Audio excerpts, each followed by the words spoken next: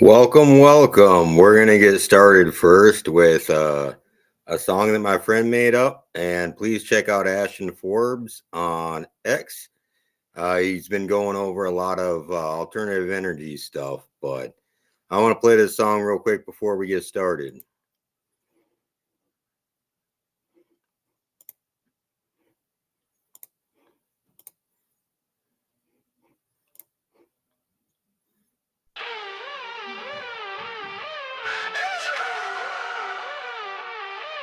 Engines fire up when ready to help it soar. Flight 370 takes off from Kuala Lumpur. Mayday, dangerous lithium-ion battery fire. 239 lives and risk situation so dire. Lost contact with this Boeing commercial airplane. Faulty satellite data being the weak link in this chain. 20 superconductor scientists on this flight. Does that have anything to do with it? It just might. 1, 2, 3 plasma orbs coming out of nowhere. It's the 777 smokes falling out of the air. Wide area motion imagery and military infrared showing us more and even more being left unsaid. 0-point energy, that's the technology. To these EVOs that are defying gravity. 3 off with dark lasers pointing the way as they teleport Malaysia flight 370 away. Where did it go? What's the notion? Which island? Which ocean? It did crash in the sea or on land. Fourth port out west for this sleight of hand. For 4 days the passengers' phones were on. Who's responsible for these people being gone? Classified documents like a sales promotion. Debris found impossibly in the wrong ocean. Dark energy, ether, cold fusion, 0-point energy. Not solid, liquid, or gas. Plasma is the key. A paradigm shift in our technology. An unlimited reservoir of energy. Floating through the air round and round as we sit helpless on the ground. Orbs of light defying what we were taught. We've been lied to by science is my next thought. Whistleblowers dying or getting disappeared. Heads of industry saying nothing to see here. Isn't that just a little weird? By humans this was created and engineered. 1, 2, 3 plasma orbs coming out of nowhere. It's the 777 smokes falling out of the air. Wide area motion imagery and military infrared showing us more and even more being left unsaid. 0-point energy, that's the technology. To these EVOs that are defying gravity. 3 off with dark lasers pointing the way as they teleport Malaysia flight 370 away. The ether is real. This is the spiel. The truth will come out. The truth will be shown. What happened to flight 370? Around the world it will soon be known.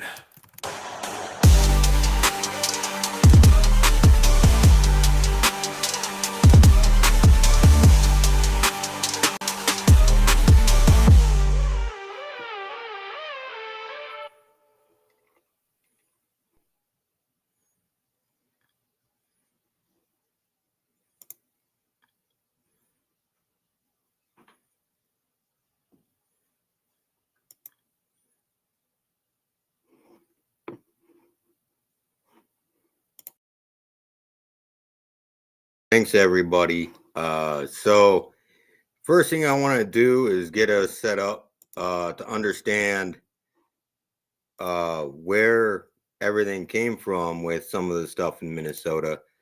So I'm going to share the portion of this documentary.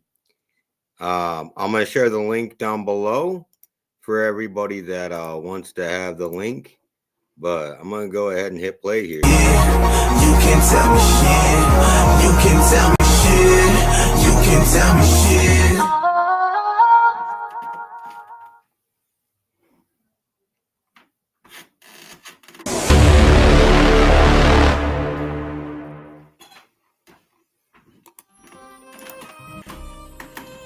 In the early 1900s, Minnesota first attracted national attention when thug and Mayor Doc Ames was exposed by Lincoln Steffens in the book titled Shame on the Cities. Steffens revealed the Minneapolis Police Department recruited felons to shake down the Minneapolis underworld on the mayor's behalf. Also in the early 1900s, the Jewish community produced Isidore Blumenfeld, aka Kid Can, who went on to become Minnesota's most notorious criminal in state's history, with some believing that he rivaled Chicago's own Al Capone. Born in Romania, Can had ties into the Chicago's crime outfit, the Genovese family. But Can wasn't the only Minnesota gangster. Deuce Casper, along with over 1,000 other thugs, roamed the Twin City streets causing mayhem and putting fear into TC residents. Minnesota became one of the biggest suppliers of bootleg liquor, brothels, gambling, racketeering, and corruption. I mean, it was a perfect city to do so. It's small and so far north and so cold, who cares? The great thing about St. Paul is it was literally a Walmart for crooks. If you needed a getaway car, you could buy a fully outfitted bank robber's getaway car in St. Paul. The best Tommy guns in America were flown from Texas to St. Paul and sold on Wabasha Street near the Green Lantern Saloon. In the early 1990s, my era came. Nah, I wasn't into any gangs, I just had plenty homies that banged. But growing up in the Twin Cities, we soaked it all in just like the rest of the world. We sat and watched Ricky get killed. Ricky!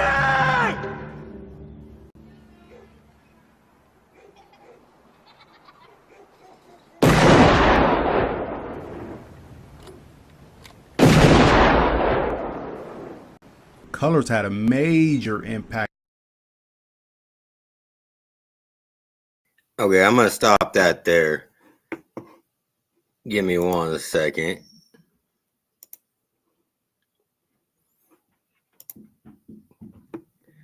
Okay, so here's the dealio, is that back in the day when the gangs got started up here, you got to realize that it wasn't like who it is today.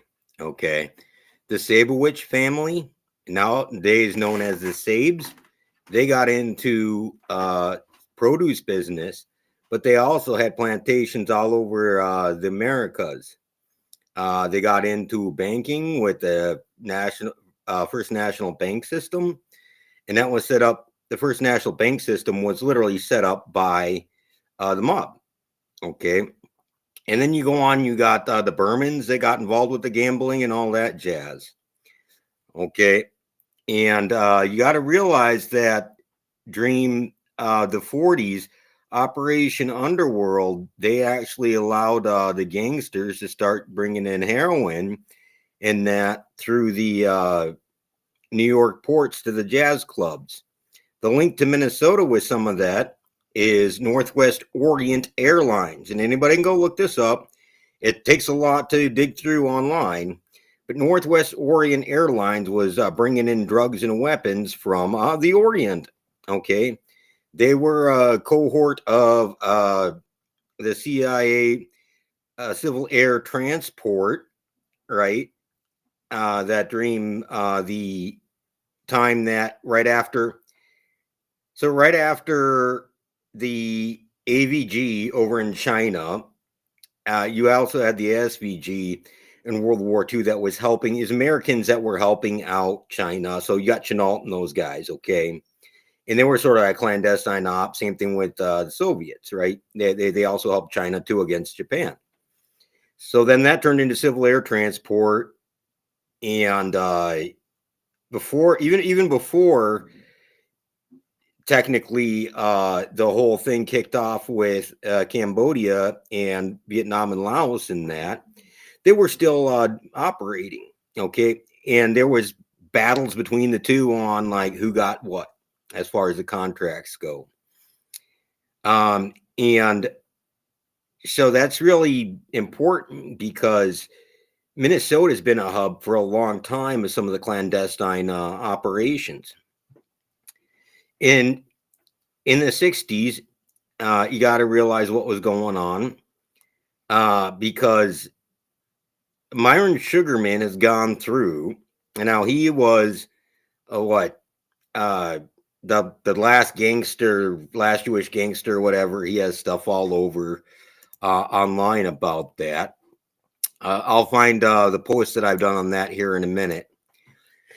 But it gets interesting because the mob was actually in bed with the creation of the state of Israel, and he brags about it. Okay, and so the mob was funding them through clandestine warfare, and the CIA got made up. If you look back to even before the like World War II and that, Smedley Butler, I'm actually going to pull him up real quick. Smedley Butler was a guy who came out and he sort of went through the operations he was involved in. And he had been involved in a lot of coups and stuff like that for the government. And here, I'm going to share this tab. Wait. Here we go.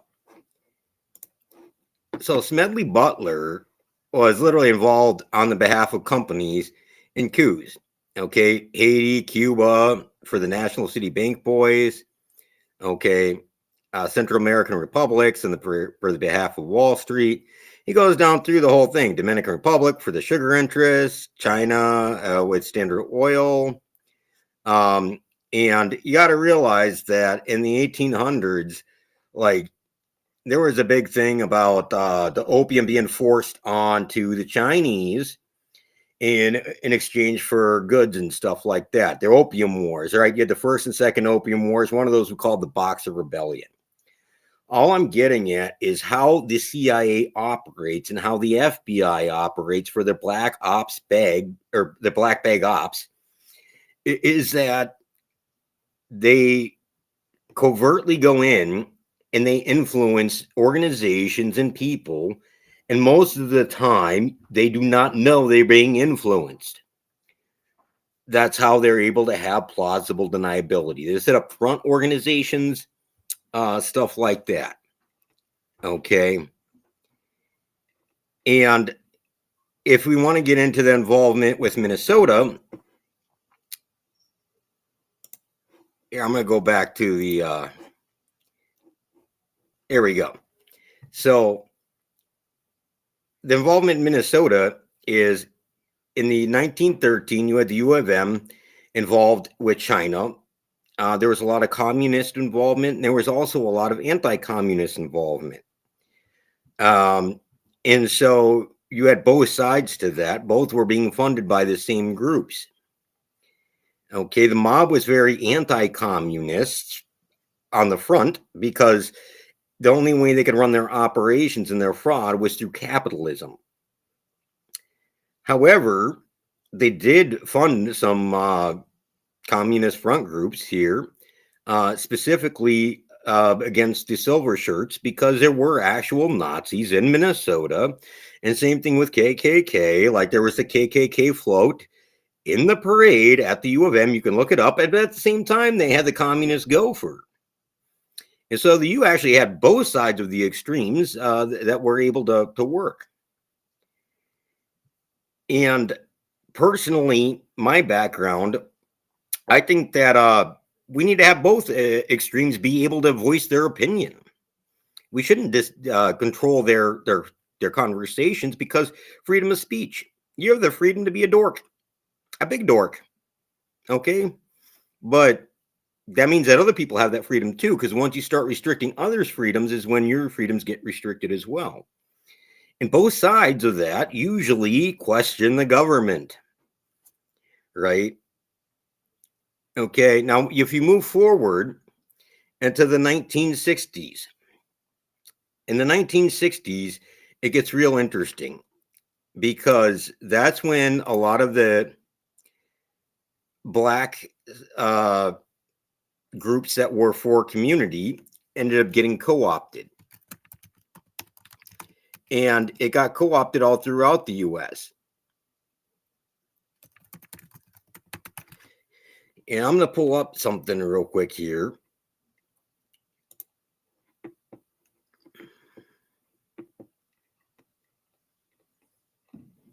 And we're going to share this tab. I'm going to see if I can get it to speak to me and read it If not, I'll read it for you. Yeah, it doesn't look like I can. Anyway, so how Ford Rockefeller supported street orgs in the 1970s. The Crips, Black Pea Stone Rangers, Sons of Watts, Young Lords Party, Brown Berets, and the Vice Lords, to name a few, formed to challenge severe macrostructural constraints that compelled them to live and act in ways that sometimes negatively impacted their communities. Okay. Members of these groups were overwhelmingly working class and poor. Oh, sorry. Let me share that. There we go.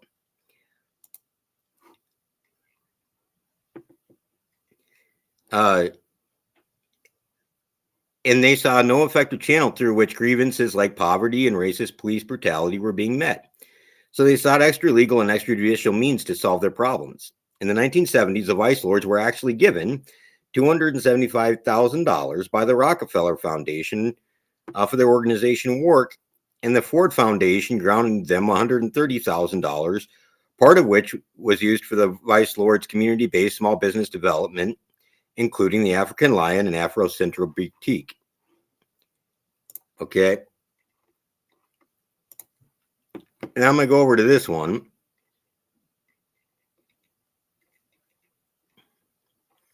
I'll see if I can get this one to play once it loads.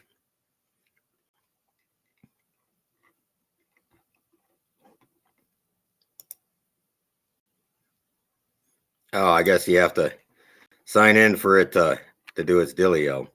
But anyway, it goes through in here where the former Peace Corps volunteer, an immensely wealthy Rockefeller Foundation, Chicago Vice Lords created an empire which exists to this day. Okay. And it goes through all this. And Dolly was the guy. He had worked in Honduras. So all this is CIA front stuff, okay? Peace Corps and that working in Honduras. I mean, come on to the 80s, and what do you have? You have Iran-Contra going on. It started in 79. Okay. It functioned as a front for the CIA right here.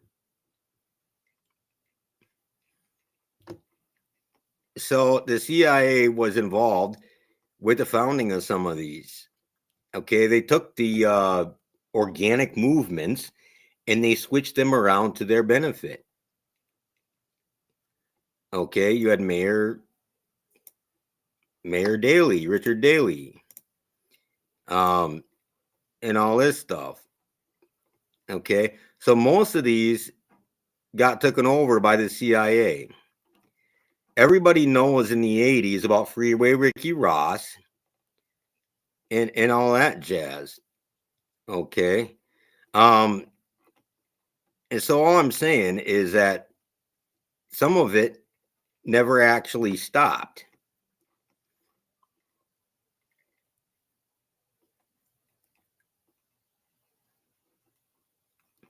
See, right here is the two contract was critical for the Black Pea Stones as well. The same way that the Rockefellers did the Vice Lords. Okay. They formed the LSD Alliance and all that jazz. I mean, like, it was the government in bed literally controlling the reaction. And you got to realize that. So where this came from is in the 50s, before containerization got real big, a lot of these areas were longshoremen or laborers were needed. Okay. And when they went to containerization, the longshoremen were no longer needed. And so it became containers, right? But those people that lived close to the demand, a lot of those areas are the exact areas that became slums, right? And wherever you needed poor, low-income workers next to factories, next to whatever, became the slums. And that's sort of the way that happened. And then when all the factories got shipped over to China in the 70s, and 80s, okay, you had the decline of both Detroit, Chicago, and stuff like that. Give me 1 second here. Because in the 80s, there was a big influx of people from Detroit and Chicago to Minnesota.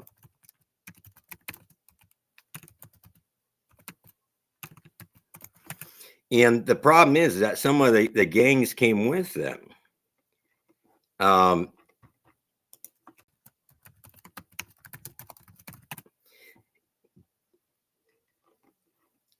And there's plenty of documents to prove this. Okay.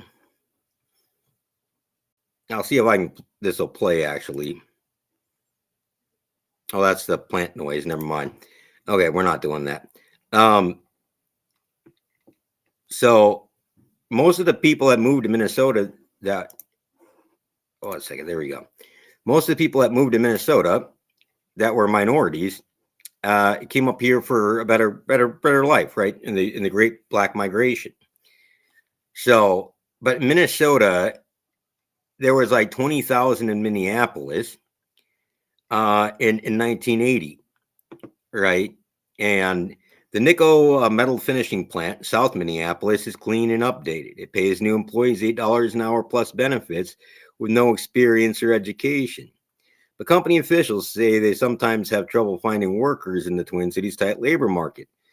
Until recently, the plant's workforce was mostly white, but in the past few years, Nico has hired a number of African Americans recently arrived from out of state. 27-year-old Steve McMorris came up from Chicago 4 years ago. He said he couldn't support his family on the part-time job in Chicago grocery store. Then a few months after moving Minneapolis, he had a job at Nico. So that's just one example. And it goes through in here, the migration. So a large fraction of the blacks moving to Minneapolis or Minnesota are coming from Chicago and Gary, Indiana. You also have some coming from Detroit as well. Okay, for jobs. Because you also had white flight at this time because the economy here in Minnesota had gone down. And in the 80s, you can go look this up in the archives. There was a lot of a flight from Minnesota. Okay. But it's important to know that. Oh, 1 second here. Let me see if I can find it.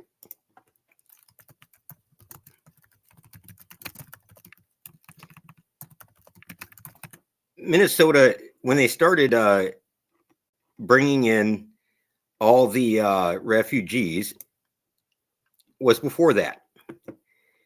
And so I'm going to share this tab. And this is saying nothing bad about individual groups, okay?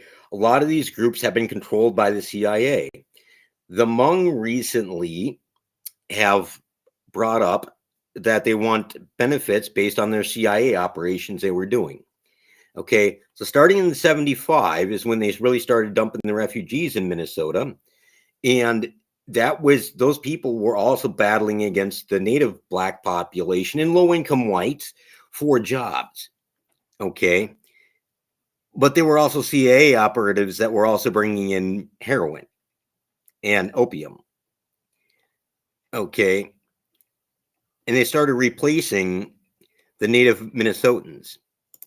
And I've gone over this much with One Minnesota program, and I'm just going to show you their overview real quick. So the One Minnesota program started off as Horizons. I know it sounds like it's all over the place. I'll land it real quickly here. Okay, so in 1975 is when they started planning out the future of the state. They knew that they could build up the native population and the native low-income people that were naturally here, including the Native Americans, the blacks, and you go down the list, right? But they decided that in 1975, they wanted to encourage people to have less kids, push abortion, push all the other stuff that would cause people to have less kids. Well, they were also going to push the replacement of people with the refugees. Okay. And most of the refugees ended up coming from places where the CIA have done operations. Okay. So back over to here. In 1975, they brought in the Hmong. Okay. And I'm going to pull up another statistic here real quick.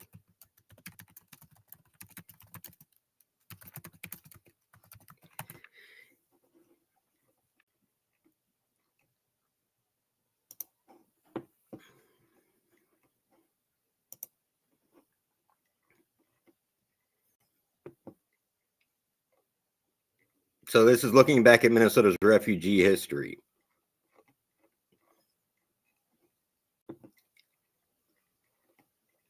Okay. And then you had the Hmong, which it talks about right here. Okay. And then you went over to like, so then you had Koreans as well. Okay. And the refugee resettlement program, a lot of those programs are ran out of Langley, and they basically had a lot of them be a CIA op. In 1960 is key because that's when they did a lot of the immigration law. Okay. So in 1975, they do the Indo-Chinese Resettlement Office. And then in 1980s, they're doing the Refugee Act.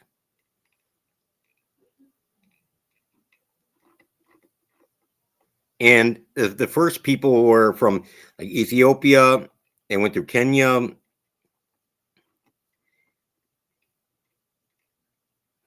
They have people from Laos. And again, I'm not saying anything bad about these individual people. Okay. What I'm saying is the CIA has used them to do their bidding overall. It's the same with the gangs. Okay. Same thing with the FBI. So 1982 is when the African immigrants started. And then you had the Soviets in 87. So the Soviets did come here too. And there was a lot of a Russian mob that came to Minnesota.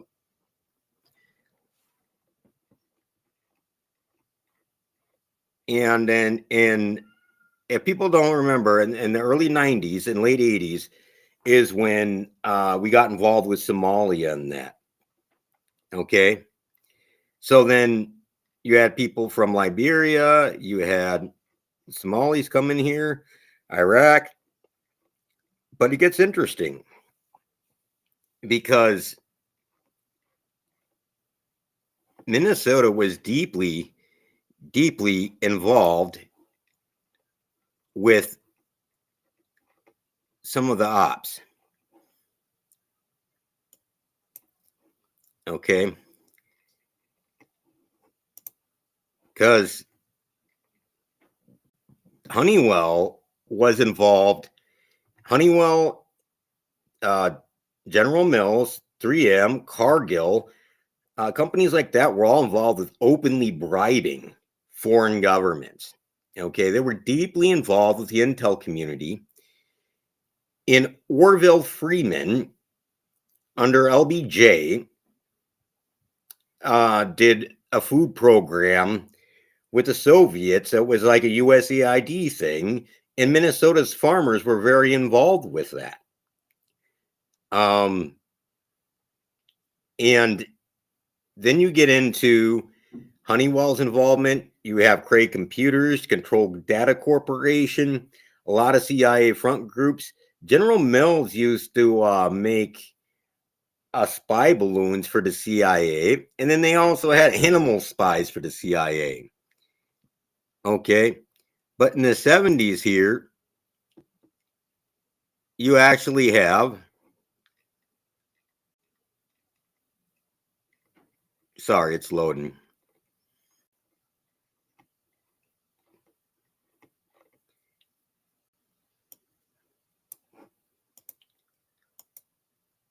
Let's see if I can back it out a little bit. Where's the clipping? There we go. So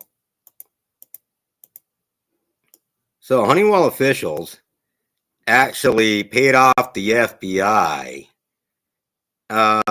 They met with Mondale here, okay, and the Honeywell project, okay. They had members that were paying off the FBI to spy on some of the anti-war protesters. The Honeywell Project was a group that was against them. But a lot of the Honeywell Project member groups were based out of the personnel was out of Carleton College.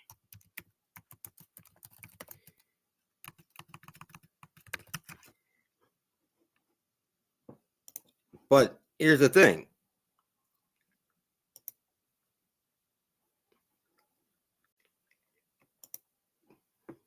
Carleton College was home to the Carleton 12. Okay, the 12 Carleton students that went on to be very influential in the Socialist Workers' Party. But they were FBI infiltrators. Okay, you also have FBI infiltrators from Carleton that got involved with both The Way and the City Inc. You're going to want to remember those two names.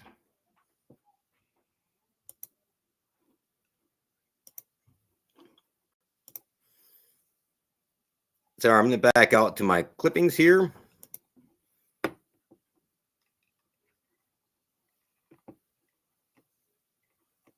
Because Honeywell actually also was funding. Let me see if I can find. Honeywell was funding the City Inc. Okay, and what the City Inc. was, those were vice lords that came up from. Yeah, I'm gonna open up these. So the City Inc., a lot of those were vice lords that came up from Chicago. You had Willie Lloyd. A lot of people will know that name. You had Sharif Willis. And then you also had coming up here from the West Coast, you had Big U, who came up here with Space Ghost, Freeway Ricky Ross, all those guys, right? And this is all like bangers doing YouTube videos talking about back in the day, this is what happened. Okay. Well, the Vice Lords was involved in the CIA and FBI. You had the what was it? Was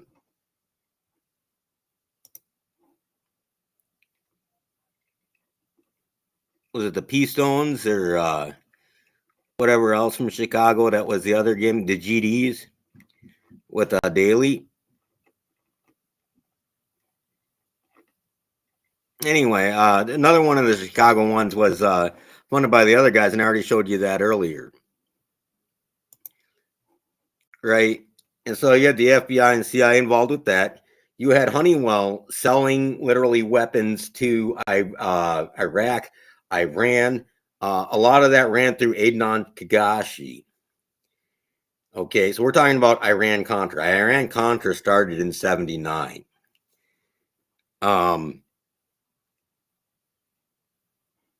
But here, so their anti-violent strategy here, back in, that was 1997. Okay, so we're going to go before that first. This is in 89, so I'm going to share this tab instead. So in the 80s, it was Honeywell, General Mills, and the McKnight Foundation. Okay, that funded them. And you had Spike Moss involved. You had Keith Ellison. You had Bobby Joe Champion. You had, a lot of folks. And not everything that the City Inc. or the way he did was bad or the CIA op. That's not what I'm saying. What I'm saying is overall, there was CIA involvement in there. Okay. But you can go through here and you can find in there where it's funded by Honeywell, it's funded by McKnight, United Way, and you go down the list. Well, you got to realize that these gangs were acting as the street dealers. Okay. Who's the big top of the chain there? You have the CIA, you have the FBI, then you have the mob.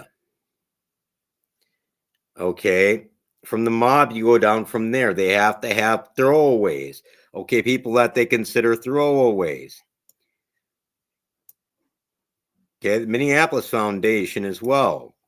Right there. But the low level guys are your street guys, again, are throwaways. Right? And there's a guy out of Princeton, Minnesota named Casey Ramirez. Me and Chaz have covered this before. I'm going to pull up the CIA doc here.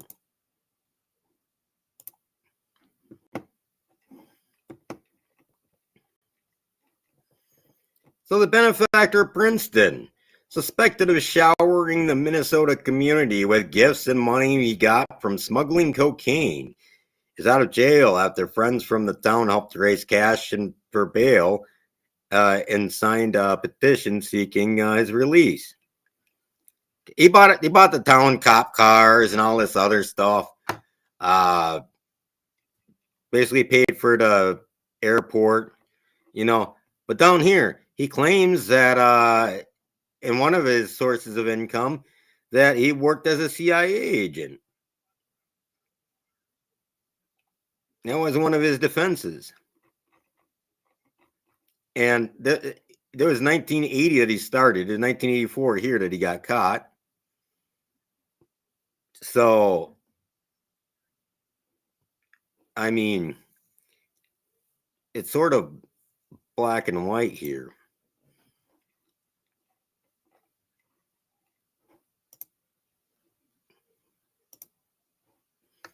Sorry. I'm going to real quick see if I can find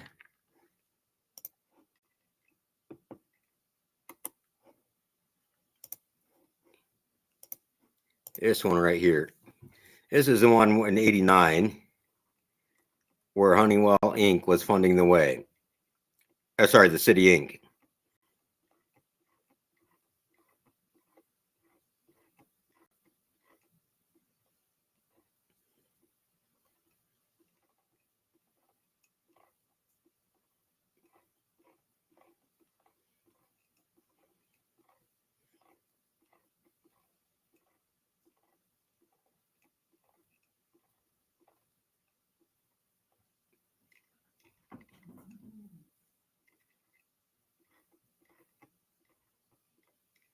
Yep, right here. Honeywell Inc. was involved. And they were funding it. And then if you go over here to 1997, you have these guys funding it.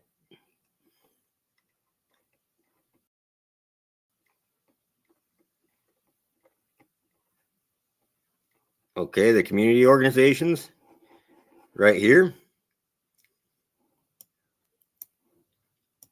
And you got to realize in the early 80s is when they started the gang violence initiative stuff. Okay, and it went nationwide. Spike Moss went out to LA to show them how to do it.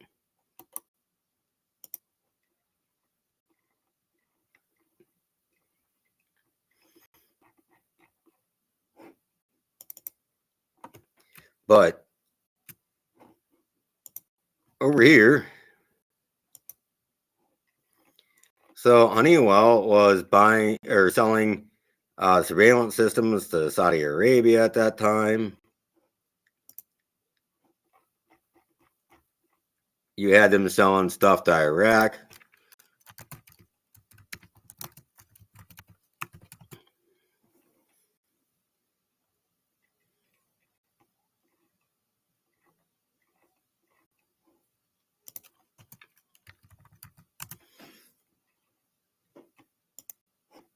And I'm going to share this real quick.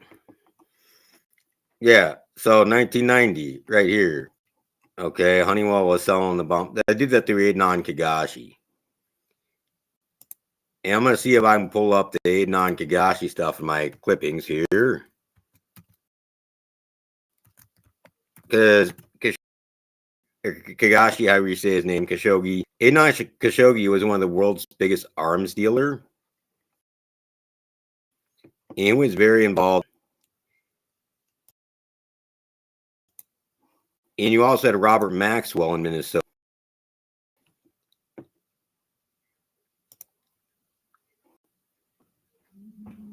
I was waiting for it to.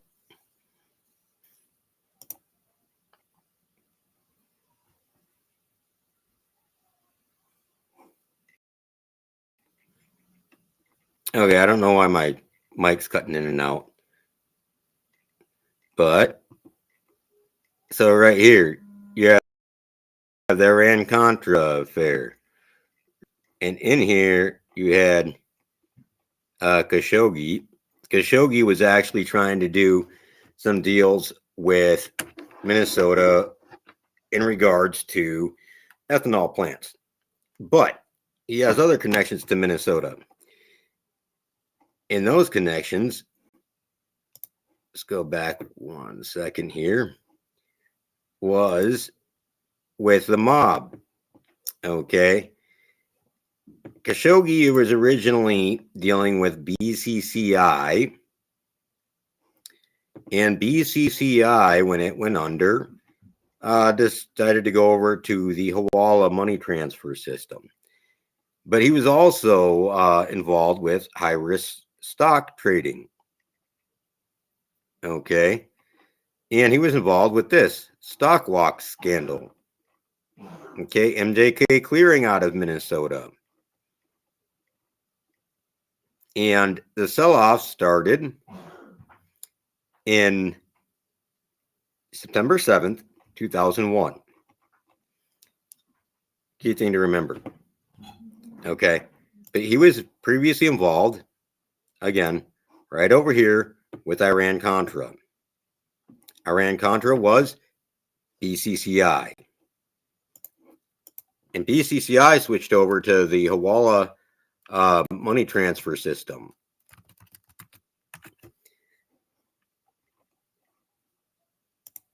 And I'm going to show you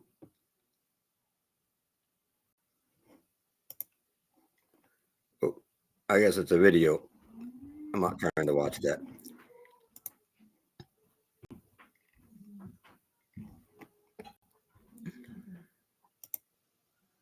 Right here. So what BCCI was, oh, that's the wrong BCCI. That's a football thing.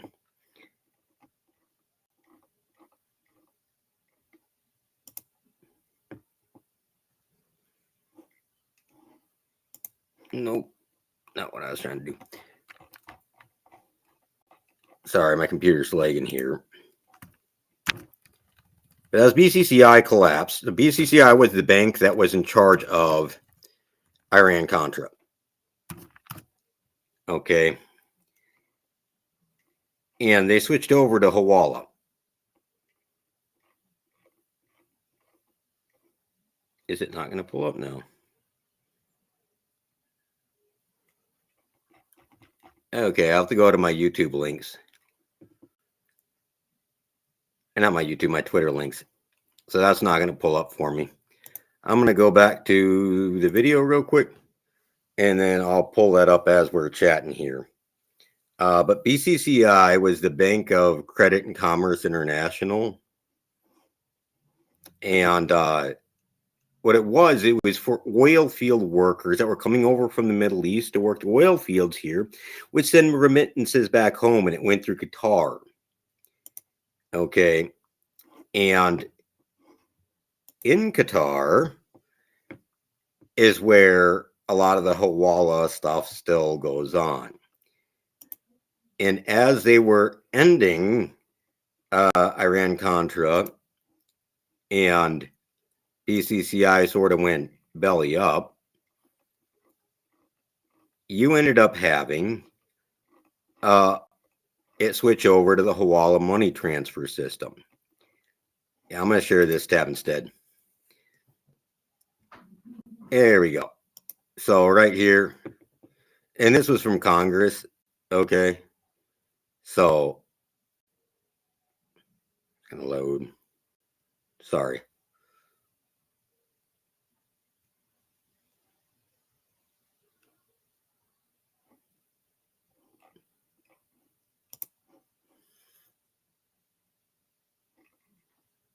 Okay, I guess it's going to have problems loading. But right here, I clipped out of there, and you can go to this link. The illegal transfer of money and Hawala transfer, off-record deposits. And what they were doing is they were stealing these people money to do black ops. And they were also putting in the drug money and everything else. Okay. But Andrew Luger's boss, Stillman, was actually their lawyer, his old boss, before he came up to Minnesota.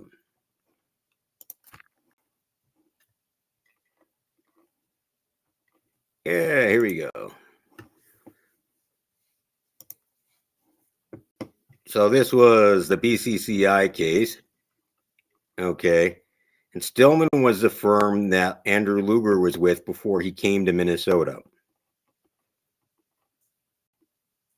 Okay. Charles Stillman was the lawyer for the guy Clifford from BCCI. Yeah, you had some guy named Altman in here too. I have no clue if that's related to the recent fraud Altman guy. Okay. But yeah, it's all on record, guys. You know, but they switched it over to the Hawala transfer. Okay. And you actually have, even to this day,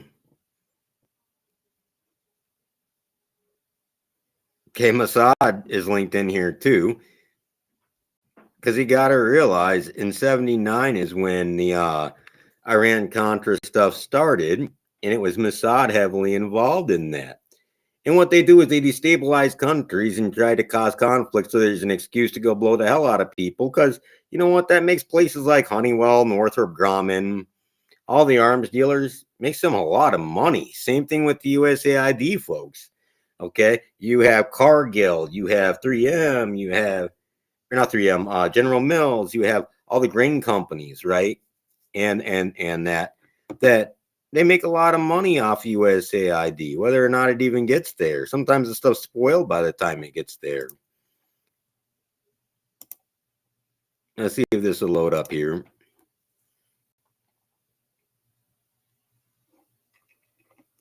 Yeah, and this is recently here.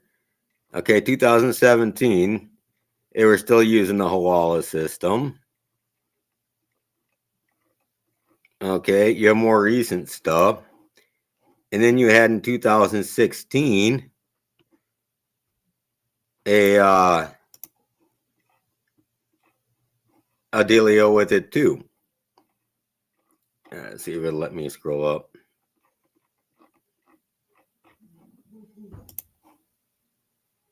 Probably not, right? I'm not sure if I have the 2016 on that one. I know I did it in his comments. So let's see if I can go under his dealio here.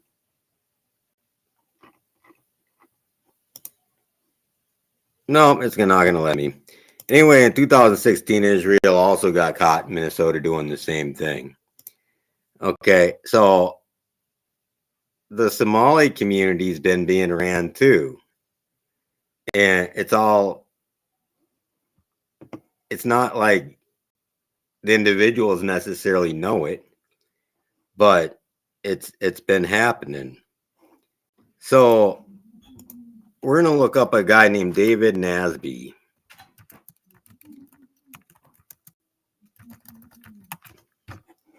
And I'm also gonna pull up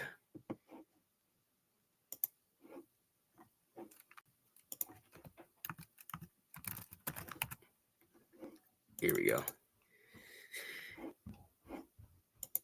So we'll share this tab.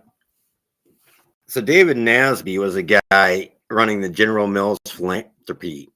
One of the people he worked with was Ellen Goldberg Luger, Andrew Luger's wife. Okay. And I'll pull that up in just a second here. Yeah, she ended up becoming the USDA ambassador to Rome, in charge of all the food stuff going to Ukraine and that for the Ukraine war. And Amy Klobuchar said that was darn good for Minnesota's economy. Like that's how they use the money from the streets and from the fraud to the CIA to do this stuff. Okay. David Nasby was a General Mills philanthropy leader. Okay. But I'm going to look for something very specific here. So if General Mills was involved with the CIA, he was inviting Sharif Willis and his other activist friends to visit up there through United for Peace, the City Inc., and all that jazz. Okay.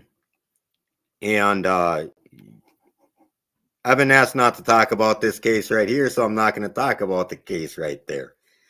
I'm just going to say there was a falling out after 1992. Okay. But yeah, so he used to go visit Willis and all that jazz. Okay. The things that he founded were some of the drum corps, stuff like that, which Bobby Joe Champion was involved with. You also have Major Tops involved with. Okay. Spike Moss. Okay. The Leo Johnson Drum Corps. So you also had Bellacourt with AIM. So the CIA actually infiltrated a lot of these organizations. And how they do it is through funding, right? They're not going to do it overtly. They're going to have front groups do it.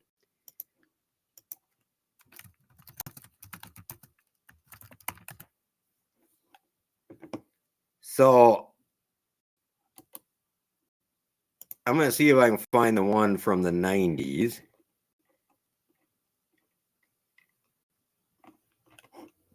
But I'm going to show you real quick the one here recently. Okay, Minnesota Heals 2.0. You had Minnesota Heals in the late 90s. Okay.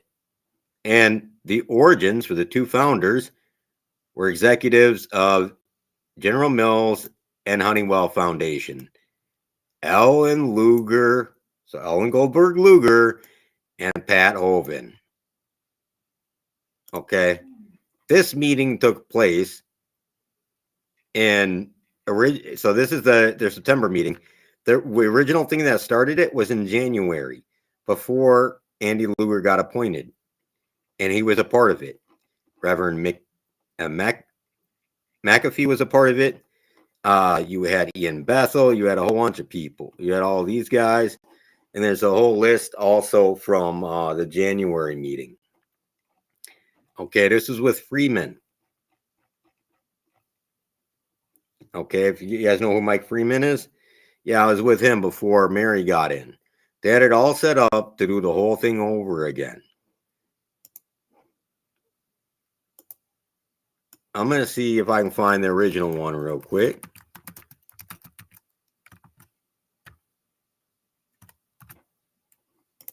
And we'll go from there.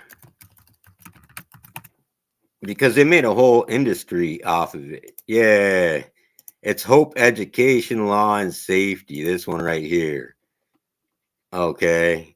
And it says everything about who's in here, and yada yada yada yada. Okay. And so they made up this whole public-private partnership.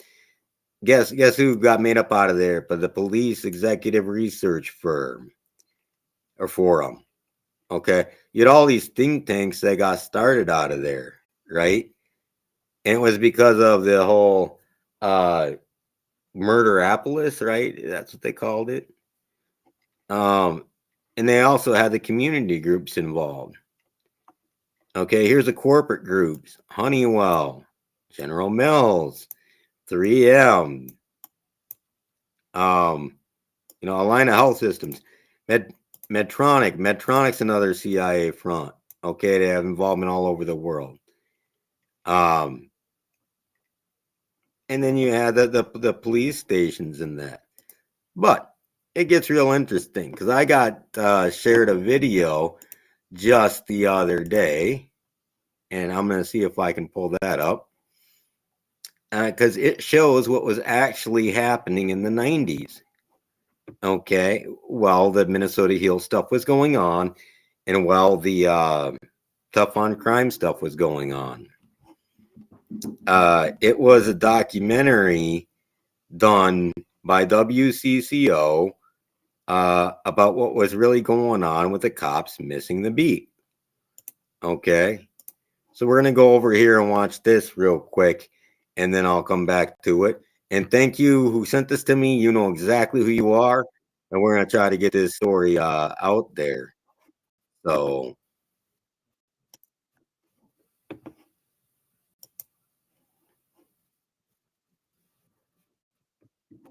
nope, I need to share there.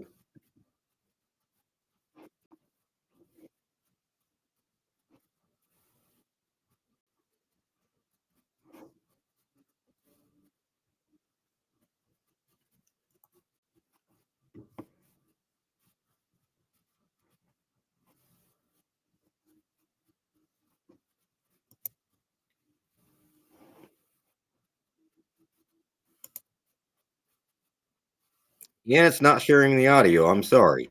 So I'm going to have to pause it real quick, and then I will have to reshare that screen.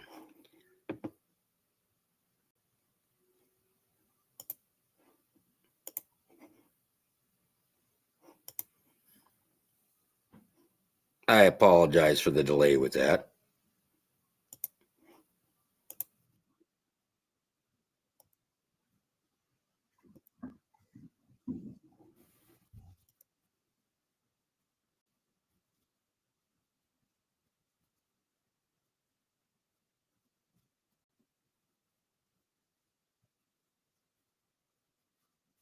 And it doesn't look like it's sharing the audio still. I'm going to try one more time here.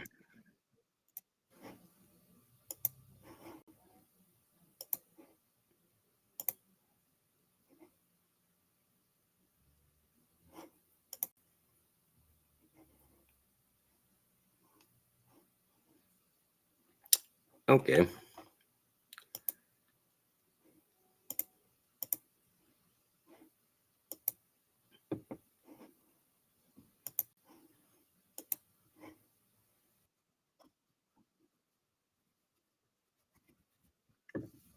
Let's see if that's working.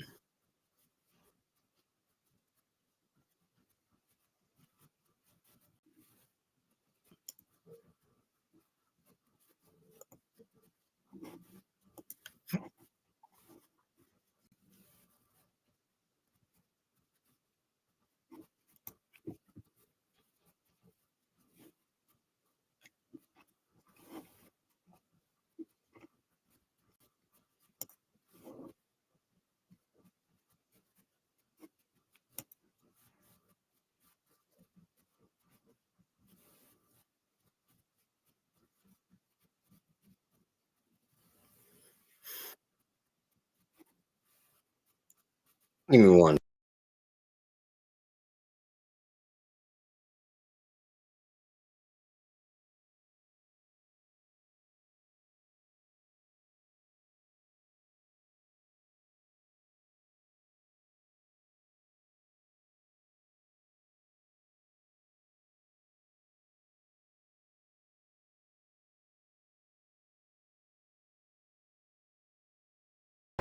Where are the police who protect them?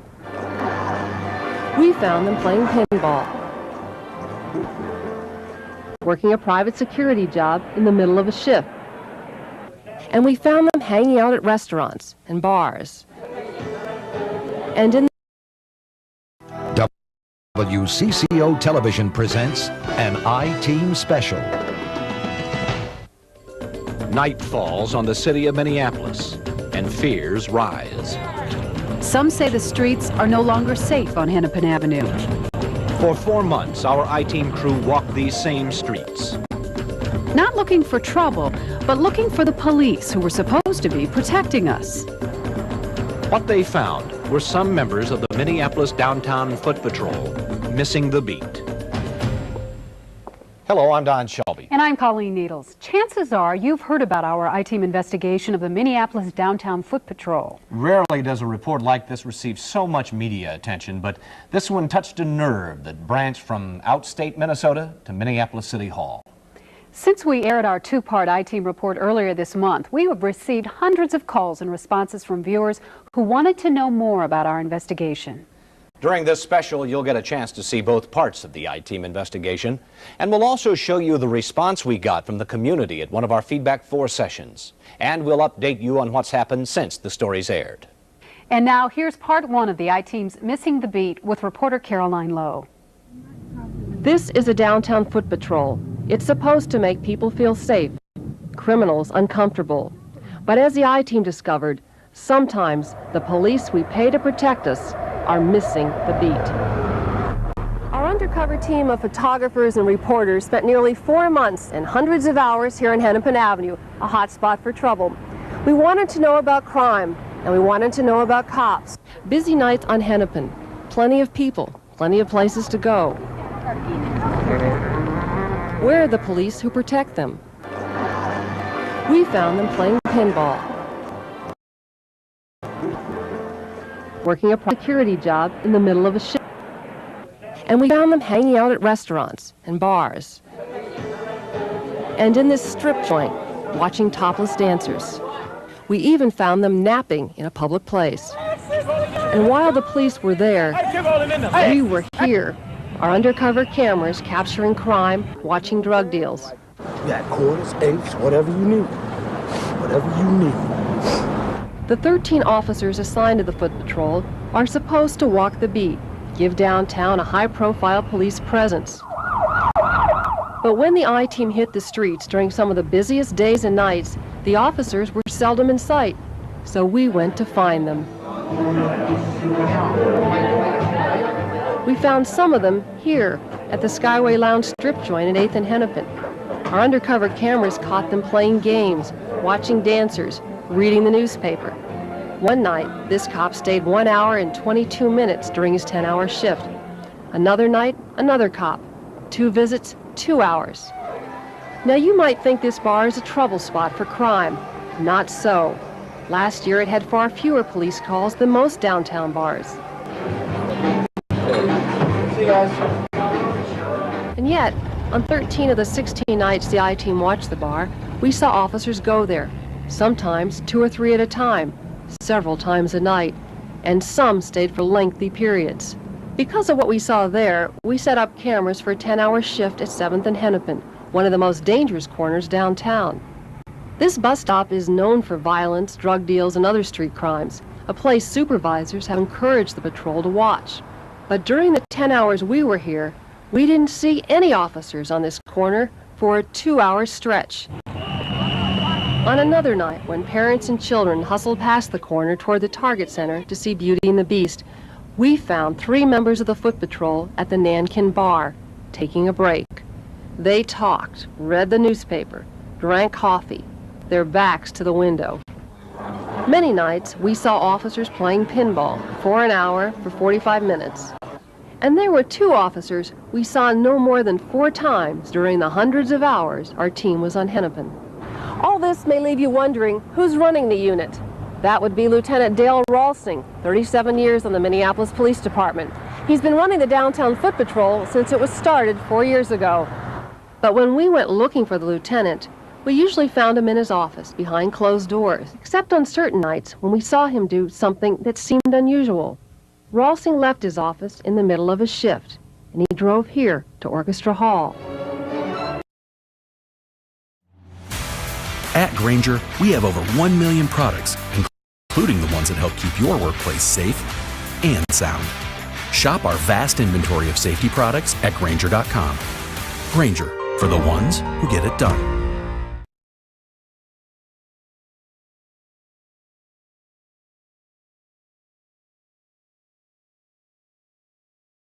Want a backstage look at Big Fig's Memorial Day Sleepalooza sale? Save 25% off site-wide.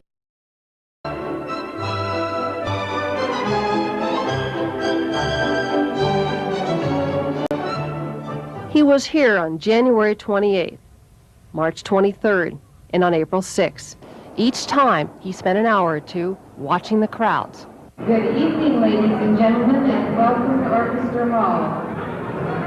The I-Team learned that's where Rawlsing works his second job, as head of security. He gets paid by Orchestra Hall, too. On April 6th, when our cameras were there, so was Minneapolis Police Chief John Locks, the lieutenant's boss. He was there to attend the show. And records obtained by the I-Team show that Rawlsing later turned in a time card taking 2 hours off duty. He called it vacation. That 2-hour vacation was the only one he took this year. It certainly begs the question for a detailed, in-depth investigation, which should always show that the job of being a Minneapolis police officer comes first. You're either on my clock or you're on somebody else's, but you're not on both. And if that's the case, he's got a problem.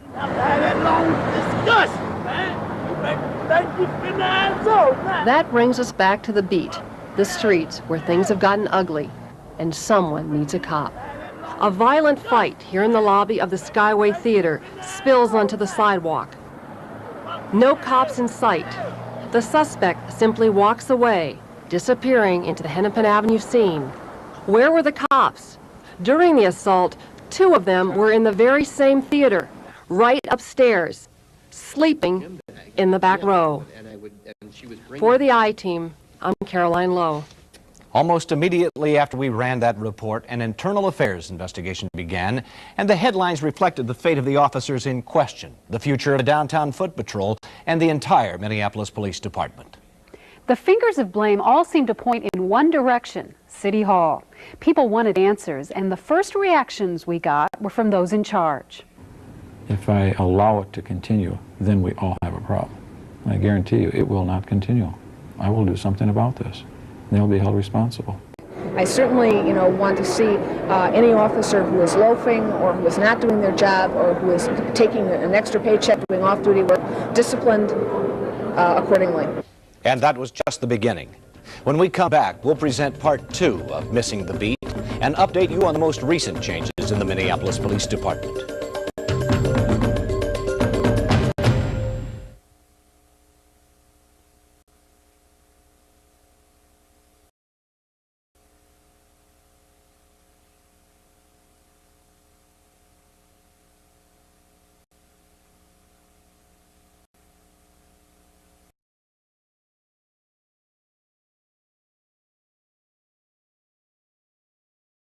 Stop it there for right now.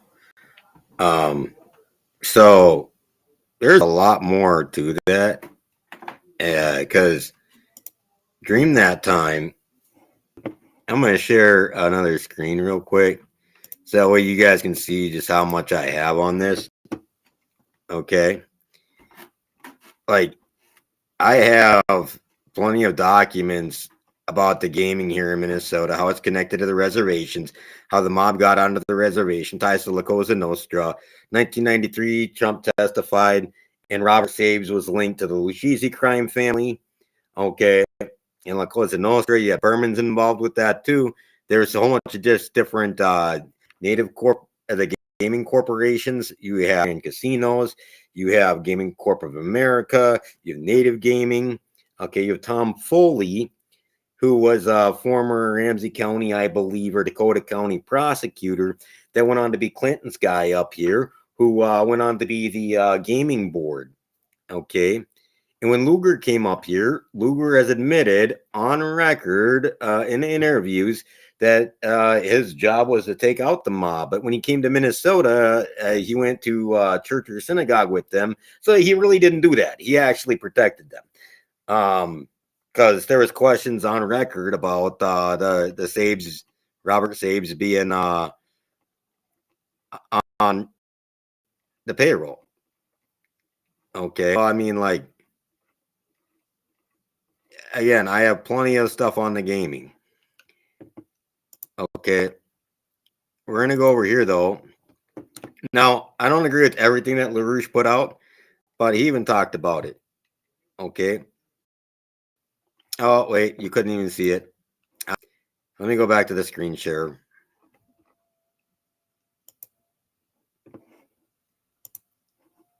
So I'll show you again. I'm just going to scroll through. This is everything I have. Over 100 results just for gaming. Okay.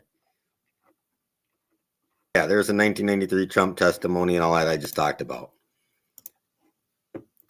So here we go over here. Return of the Minnesota Return of the Syndicate. It goes through everything. So they owned, see, here's what they did, is they didn't own the casino. They owned the stuff for the machines. They owned the unions for the card counters, for the hospitality stuff. Okay. I forget if it was Sabes or Berman, but they also had, I think it was Sabes, was huge in the hospitality stuff. One of them, the Grand Casinos guy, I think that was Berman. He owned the Rainforest Cafe. Sorry, I brain fart there, right? But talks about the Bermans here. The links to Las Vegas. I'm waiting on almost 3,000 pages of FBI docs about the World Series of Poker guys. That means Lyle Berman, Minneapolis Jim Meehan, and their connections to Jerry's Flower Shop. Okay. Now, I didn't get started on all this stuff to find it. I want to clarify. I'm going to go back up to where you guys can see me 1 second here. Okay. How I got started in on this was I was reviewing cases that looked like people were railroaded through and framed. And a few of them, there ends up being these community guys that were like walking, doing the marches and stuff, and really speaking out about the violence, but they needed people locked up and all that. And that was like Reverend Jerry McAfee, Spike Moss, Keith Ellison, in front of Amy Klobuchar, and I can go down the list on that. Okay. And so I was like, hey, where'd you guys come from? And then I ended up finding out the City Inc., the Way, the United for Peace, and all that jazz. And there's other stuff that I'll be bringing up here shortly. So I was just like, okay, well, who else was involved with them? Oh, Honeywell. Okay, O3M. And what they did is they made up the Board of Judicial Standards off the 92 stuff. They made up these public partner private ships. The ambassador program, the downtown improvement district stuff.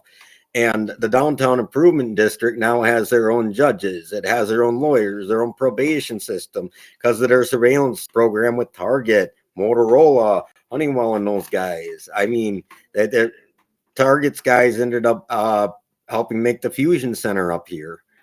Okay, so that's what all came out of this. I'm not saying that the individual people are bad. Okay, the gangs, yeah, that's bad stuff.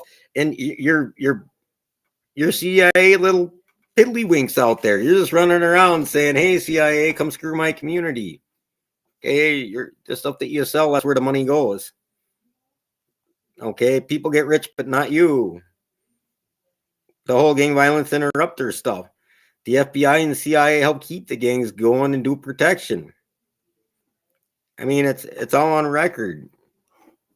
You know, I'm gonna go back over to what I was sharing.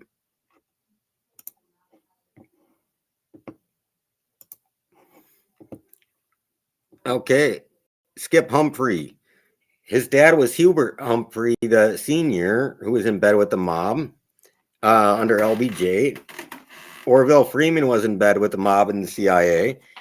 After he got done doing the Department of Ag stuff, he went to some EDA that was connected to Computer Data Corporation up here. And then Orville Freeman then went on to Business International Corporation, BIC, which was a known CIA front where Barack Obama worked underneath him. And then his son ended up being involved in the prosecutor stuff here in Minneapolis, right? And guess who worked under Hubert Humphrey? We're going to pull that up real quick.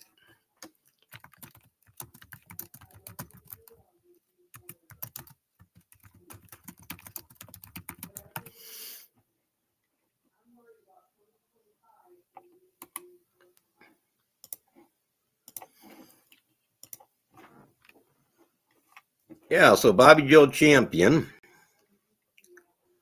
worked under Mike Hatch and Skip Humphrey as Assistant Attorney General, right? But then he also worked at the Legal Rights Center, okay? So he was working for the AG while he was also defending people that the AG was going to be prosecuting or having to defend against if they appealed. Okay, he was involved with the City Inc., The Wave, Flight Time Productions,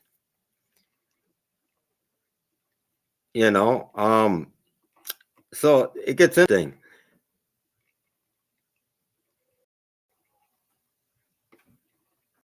Because if you go back through who all presented, and you go to Minnesota Court Records online, you can look it up. Okay, it looks like most of the people who were he was defending were affiliates with the gangs with the City Inc. and those folks. Interesting.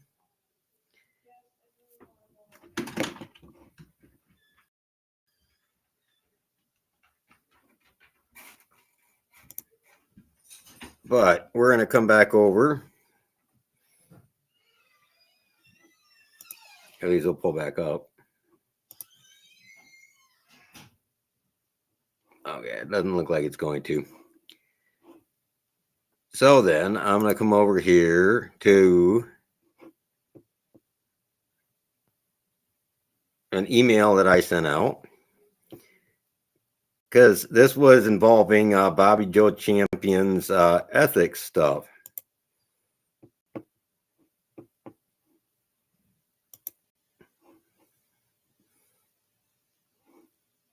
Give me 1 second before I share this out.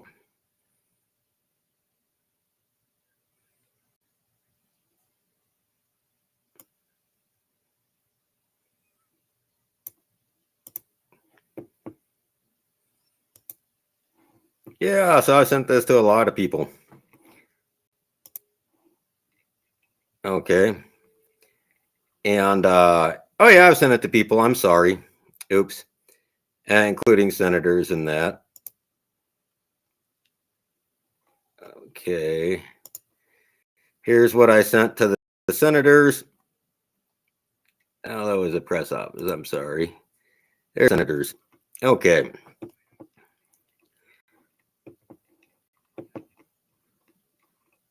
So for the organizations involved with McAfee's group that Bobby Joe Champion had funded, I'm just going to pull up the table of contents of them. Yeah, all these. Okay. And so some of them, like New Youth Redevelopment, is listed on these guys 990. At some points, 21 Days of Peace is listed on these guys 990. Other places that are listed on these guys 990. You have their LLC, and then you have their educational initiative. You have, yeah. I have other docs basically because Jerry McAfee, had told me to go look. I called him and asked him and questioned him about some of the stuff, and he said, "Hey, go look, I'm good." And I recently sent him a message and said, "Don't go after anybody because I tell you what, I'm the guy exposing you. It's nobody else. Okay, it's not the TSA. It's not any of the politicians running for office. It's me. Because I want your handlers, bro. Thing with Sharif. Same thing with all these gangs that are working for the CIA and FBI. I want the handlers because we got to stop them running in the drugs and weapons, okay?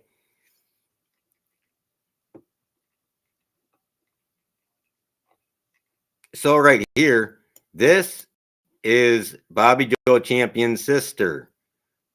Okay, youth redevelopment out of McAfee's church. They had a NPI to be able to bill insurance. And it is listed as New Salem Missionary Baptist Church.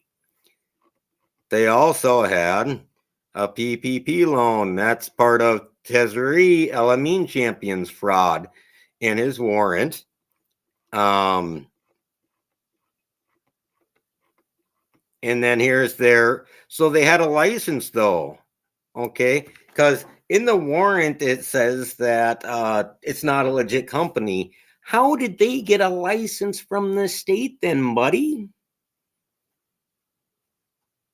Okay, this is given to the GOP. This could have been part of the ethics stuff, right? They revoked their license because they couldn't follow the laws. Did they bill anything? Is there more fraud there with the billing? I mean, I can go down the list here. Okay, most of Tezzeri El Amin Champion stuff was listed at McAfee's church. So the address that he used for his fraud was also used for Bobby Joe to give money to. However that works out.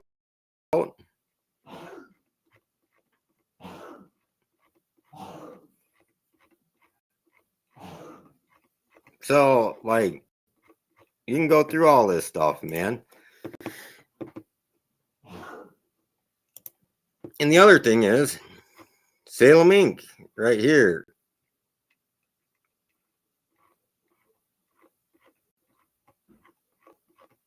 Okay, down at the bottom. Marlon Moore. I also have a contract for their educational initiative that has him as a CEO. He's the co-CEO. Right? But then you also have Shazman Dixon with New Youth Redevelopment and a couple of the other orgs, right?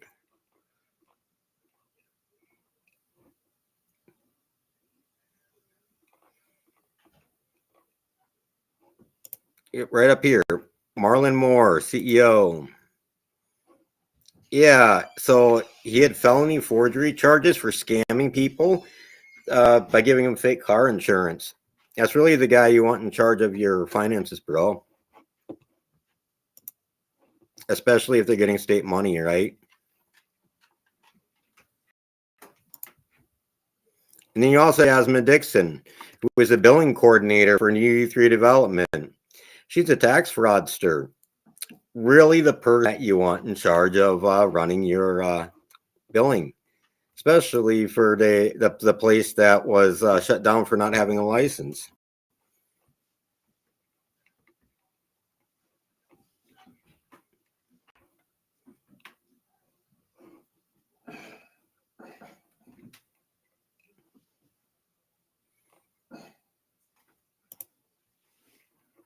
And then you have 21 Days of Peace here, has its own EIN, but yeah, it still runs under these other orgs.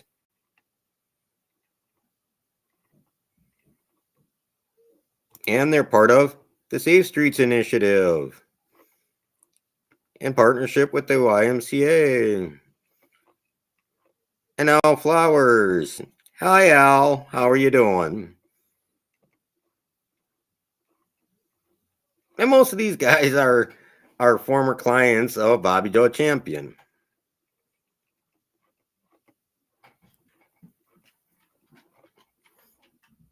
Okay.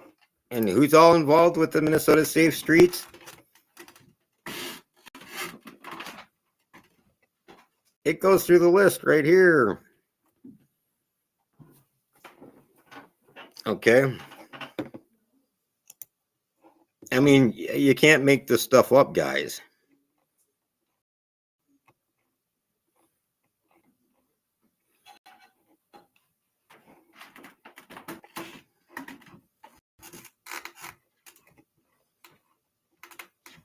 And then I added some more stuff to where when I forward these to other people.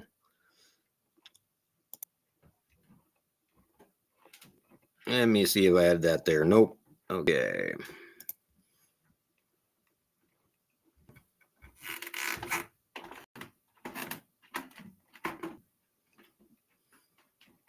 Oh, so this is the lender for that case that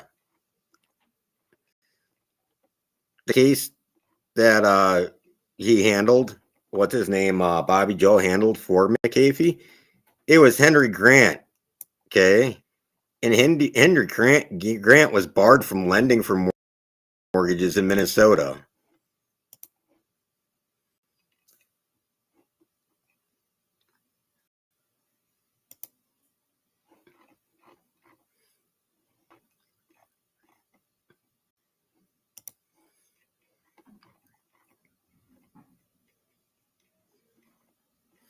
Okay.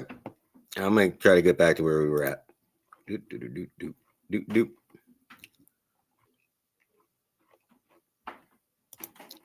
Okay. Yeah. So this was the whole gang violence stuff they were doing.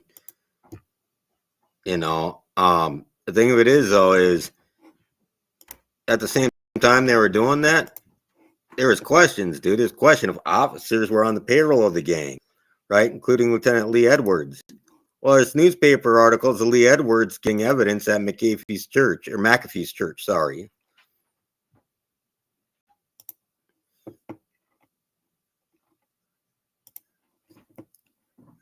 And they've literally said that they control who becomes a community leader. They choose who's put in front of you, who's going to lead you.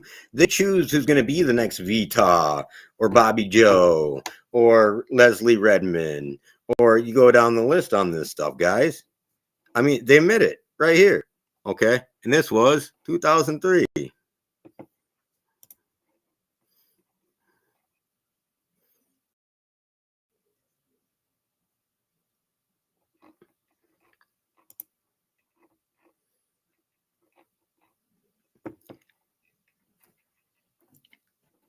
Okay. So, and in their 990s from 22, 23, and 2024, we actually found legal fees, which they didn't bring up. And anyway, so I go through everything right here and how it's connected to Tezeriel champion, right? And I'm going to link there. We're going to pull that up in just a second, right? And then that McAfee's church is what was used for his fraud for Tezeriel, champion. And Lacerna Bryan is also on the board or with a stair step at the time, and it still is on their website as such, right? So, and Nona champion here, and she is, according to court records, right here, the sister Bobby Joe, because this is when they got busted back in the 80s for stealing, right here, Bobby Joe and these guys, right? So, and it's not the first time she stole. She also got caught in like 2016 or something like that for doing $400,000 worth of stolen checks. So, you know, I'm just saying, like, probably watch that person if they're in your org, right?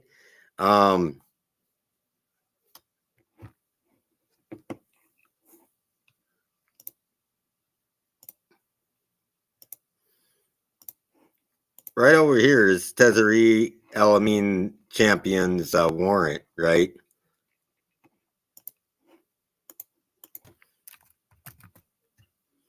See, you have Nona there, Lacerna, you have all these guys, right?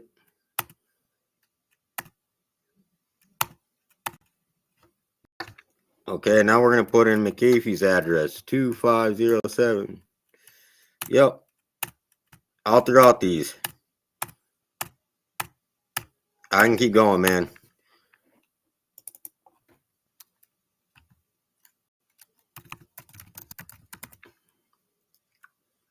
New youth programs, new youth redevelopment.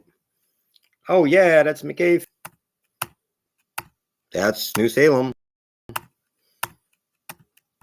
I mean, like, they didn't bring this up, and for some reason the FBI swept this under the rug. Under Lugar, who had met with Gafey for Minnesota Hills 2.0.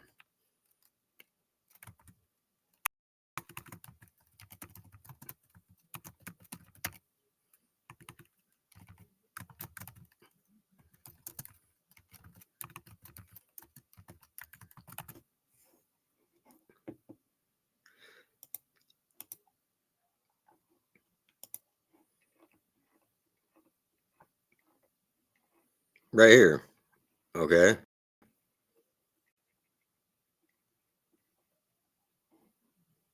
These guys right here. Okay. Like, come on.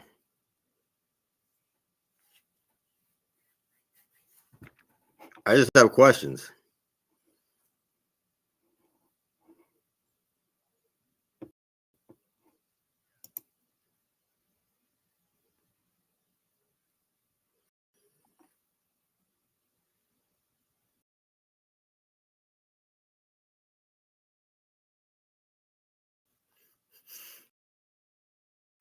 So I'm gonna see if I can find the clippings of I'm gonna see if I can find it. The cops doing drugs with the mob, because that's funny.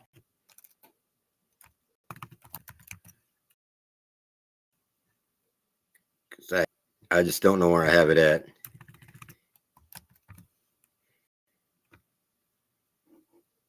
Okay, I'm gonna go ahead and play more of the documentary real quick while I look that up.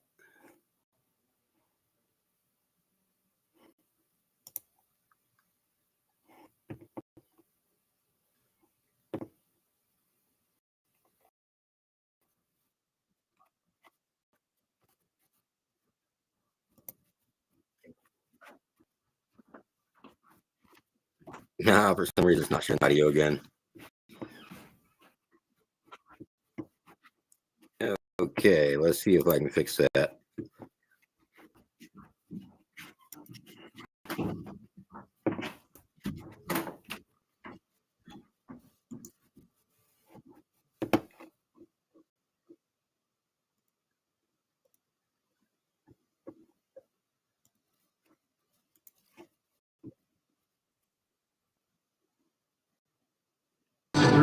Just miles and miles A concert crowd fills the Target Center and the city streets. And like always, Hennepin Avenue is busy. Busy with people and busy with problems. Tonight, a fight in the lobby of the Skyway movie theater. Several minutes later, these two officers arrive at the scene. So do 3 squad cars and an ambulance. But while all of this is going on downstairs, the I-Team found 2 officers upstairs, just seconds away, but still missing the beat. During the past 4 months, our undercover team of photographers and reporters spent hundreds of hours here on Hennepin Avenue watching the downtown foot patrol. We saw some of them spending lengthy periods of time in bars, restaurants, and a strip joint. But how much is too much? The I-Team wanted to find out, so we walked these streets for 2 10-hour shifts and followed 4 veteran officers, cops who were supposed to make the streets feel safe for us.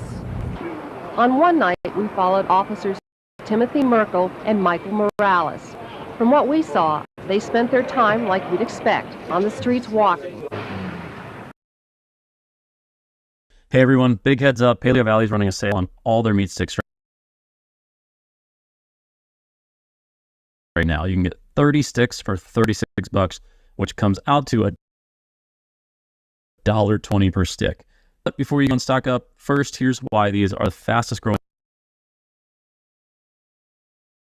meat sticks on the market and a staple in our house. Number one is the quality.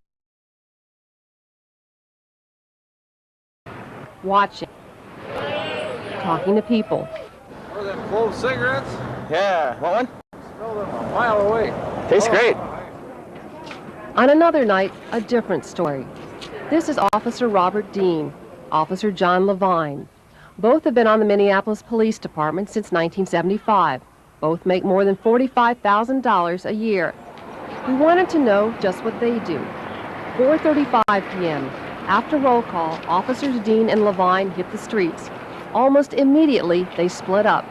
Dean's first stop, the Skyway Strip Joint. Total time, 15 minutes. Dean leaves and runs into two other cops on a routine call. But at 5 p.m., just a half hour after he's hit the streets, Dean heads here to the Blues Alley, a bar he seems to know well.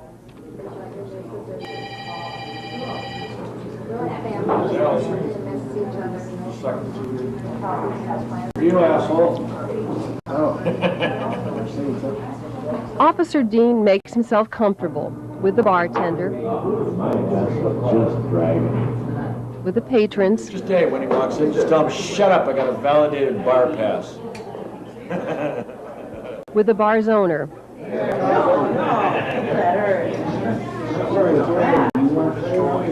and even with the bar. 5:25 p.m. Officer Levine pulls up in his personal pickup and parks in front of the bar. Together, the two officers watch TV, drink coffee, smoke, read the newspaper, and talk on the phone. Total time in Blues Alley for Officer Dean, 1 hour and 37 minutes. For Officer Levine, 1 hour and 12 minutes. By now it is getting dark. People are headed downtown for the Billy Joel concert, for dinner, or just for fun. 6:37 p.m. The officers finally leave the bar and walk right back to their office. They stay for 35 minutes. 7:30 p.m. The officers head east on Hennepin. 15 minutes later, we find Officer Dean at a pinball arcade, where we have seen him before, playing pinball.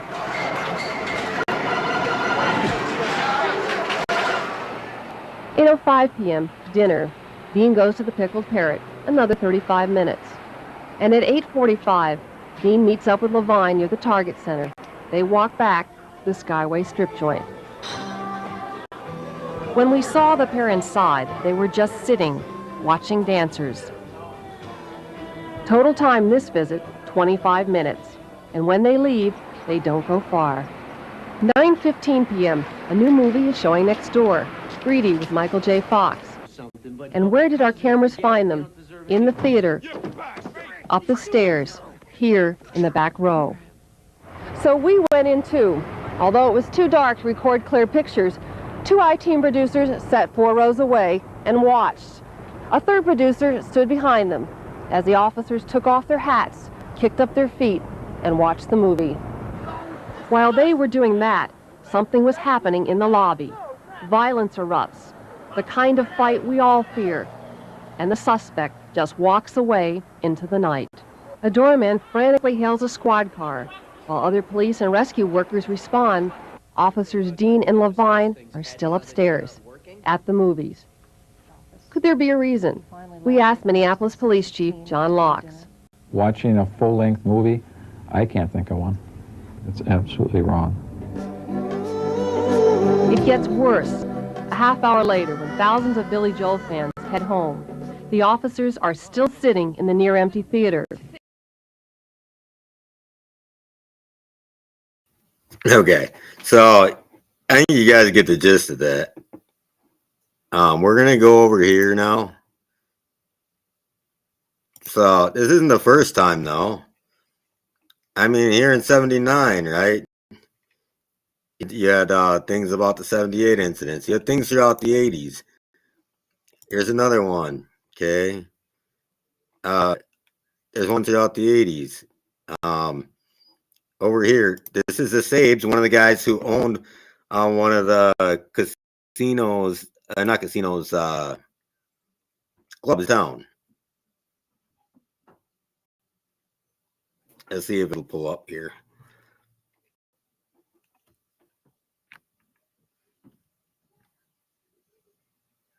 Yeah, he owned one of the strip clubs downtown.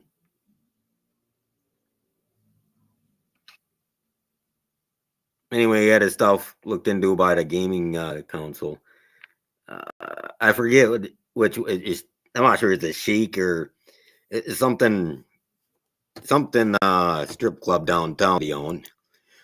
But so the Sabes and the Bermans are the guys that are still into the casino stuff, especially in the technology. So they own the technology, like they're the ones behind the e-gaming, so they can get off the res now.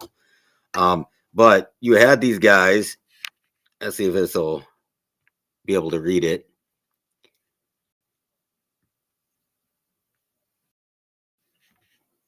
Okay, I'll go ahead and pull it up fully here. So they paid off one of these gals' gambling dealios for the city council. So you have the mob openly paying off the city council, right? Yeah, Robert Sabes right there, who owns a strip club. Whoa. Told you. It's like right there, man. All you got to do is go back through these things, man. So you have the mob literally paying off City Hall. You have the cops being on the payroll of them and the gang. According to the interview they did in the Marvin Haynes case, you had Keefe saying right away, "Oh, you know, there's big money gambling going on there, and everybody knows." And so all the cops knew, man. You had some of the cops saying they went there for flowers all the time, and the World Series of Poker's guys went there to hang out. You know what I mean? But right here, you had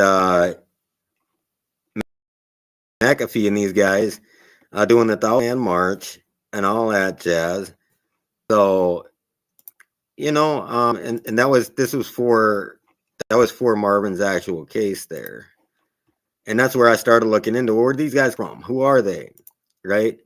Well, I guess fact is more interesting than fiction. So I'm gonna come back over here and we're gonna play this tab real quick, and then I'll get in more to the Somali side of it for about 10 minutes, and then we'll be done.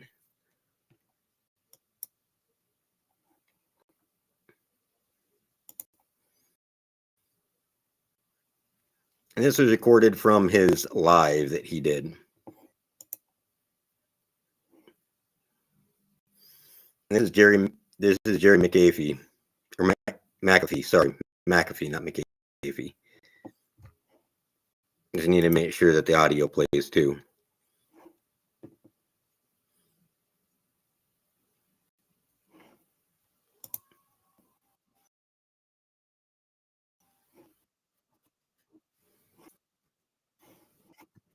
Oh, sorry, still not playing. Here we go.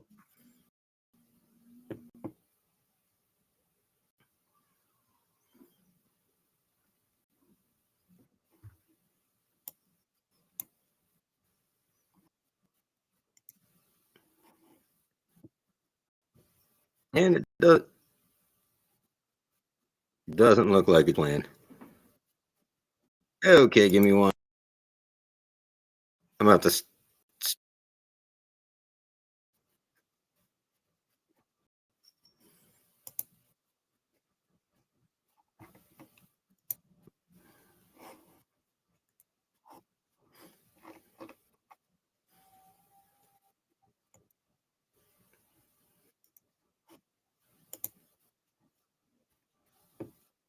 There we go. Fighting with different groups. I had to go to Chicago to get bring it back some of the U brothers to settle down in the north, Tim, than you did over south.